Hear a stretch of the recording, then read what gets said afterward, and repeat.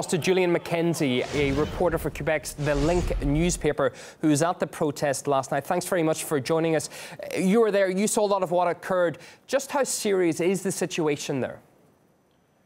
From what I saw from Montreal last night, it is definitely a serious thing. We're talking about students walking through the streets, and police, they're obviously monitoring the situation, and once they deem the protests illegal, they use tear gas, they've used flash bombs. Last night, in one particular instance, I was walking along the protesters, and they were trying to get everyone to not go on the specific street, St. Catherine, and they just threw a whole bunch of flash bombs and tear gas at everyone, trying to disperse the crowd. So the police have used a number of tactics to try and stop the protesters from protesting. And as I mentioned, pepper spray has also been used, tear gas as well. Just thinking of different ways to try to get the protests to stop and to disperse. Well, that links into my second question. How appropriate or otherwise has this police response been, do you think? And I'm thinking of reports such as I just mentioned of a girl being hit by a tear gas canister. They do seem, in my opinion, to be quite drastic. I did hear about the girl getting hit in the face by the tear gas canister. I think it's quite extreme.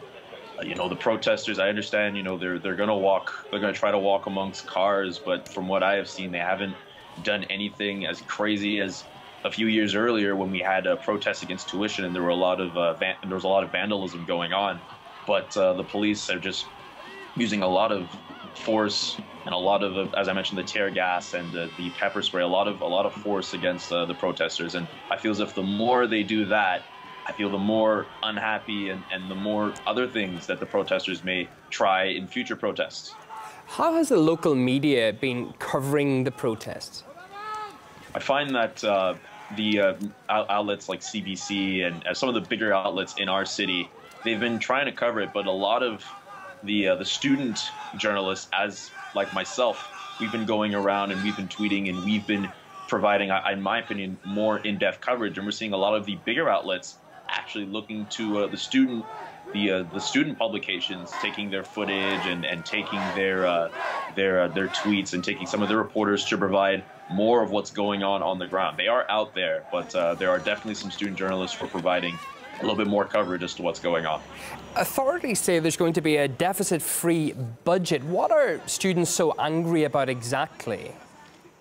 I'd like to think that they're just angry about they're really angry about the government, the liberal government that we have. I know with some of the protests that we had at yesterday's protest, a lot of them were chanting against the Premier Philippe Couillard and their policies. I think this may ultimately be a last straw with the liberal government. This is indeed, though, the first balanced budget in years for Quebec, I believe. Is it not better to perhaps make cuts than live on credit? Perhaps, but honestly, in terms of budget and money stuff, I guess that would be more for someone else who's into that. But in terms of stuff like that, I wouldn't exactly be sure. I mean, I'm not necessarily on the side of people who would want this kind of thing. I'm more supposed to be neutral, but to be quite honest, I don't have an informed opinion to that question. Okay, well, thanks very much for coming on the programme. Julian McKenzie, reporter for Quebec's The Link newspaper, giving us a first-hand account of what occurred there.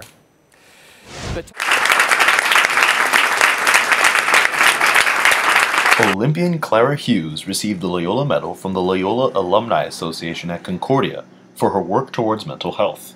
Hughes is on a cross-country bike tour with Bell Canada to raise awareness for mental illness. I'm riding my bike across Canada to try to make a difference, to connect with over 90 communities along the way, to inspire young Canadians to think critically, to understand clearly they have a voice and they can use it, and people will listen if they shout loud enough. Hughes, of course, won Olympic medals in speed skating and cycling, but suffered from depression at the prime of her athletic success.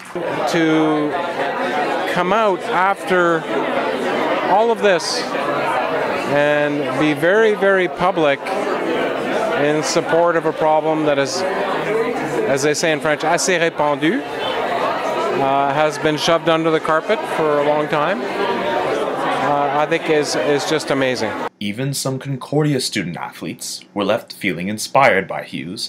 It's really inspirational as a student athlete at Concordia and someone that I've admired as an athlete and now as a person for her Bell Let's Talk movement. It's really inspiring to hear her speak and to listen to her life story and to know that there is a life beyond sports and that service is something that she really believes in. Hughes was clearly humbled by the praise she received for her work against mental issues, yet realizes she has a long way to go in order to stop mental stigmas.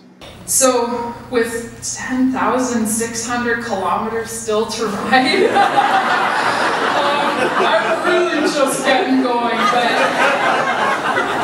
rain, shine, snow, tornado, hurricane, blizzard, I don't care. Clara's big ride will continue tomorrow when she travels to Sherbrooke as the next step of her journey across Canada to raise awareness for mental illness. Julian, McKenzie, Concordia News, Montreal. Winning is the ultimate goal for every football team, but the Concordia Stingers came up short on every occasion in 2013. However, this season, the team is off to a perfect 4-0 start. As a result, fans are reinvested into the Stingers and are starting to make their presence felt in the stands. Fans, they pump us, they push us to be even better, you know. Just support, you know, from anybody. It's great. In 2012, the Concordia Stingers football team finished with a record of 2-7 before going winless the following season. So while having a winning record may be a surprise to some people, if you talk to some of their players, they don't feel the same way. No, I expect to win every game. That's how football players should think.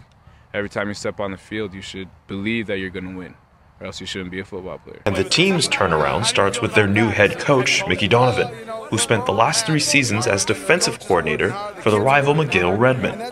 The former Stinger linebacker and his brother Patrick couldn't pass up the opportunity to join forces and go back where it all began.